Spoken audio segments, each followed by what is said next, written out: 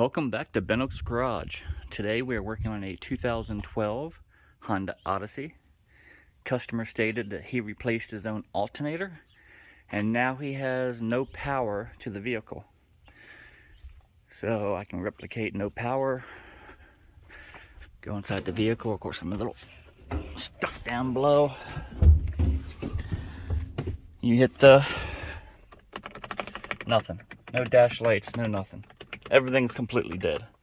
Full vehicle dead.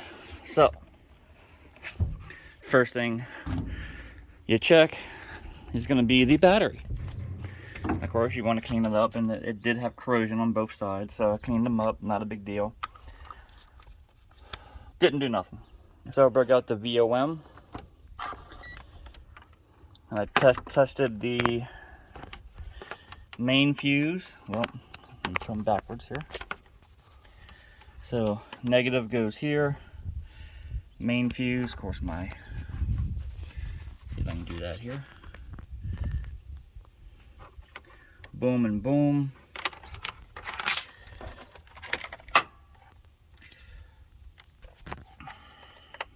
Boom. Main fuse says 12.35. Not bad. Let's go to the other side of the fuse. Other side of the fuse, we have 0.00. Ladies and gentlemen, we have a blown main fuse. I think they tried to hook the battery up backwards. You can see I ended up putting in a fusible link instead of the old school fuse. And come back over here now.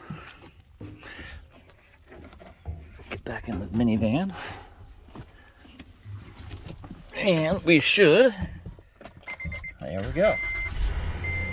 We got power again. Motor don't sound good. There's a hollow ping to it, but that was not why they brought it over here.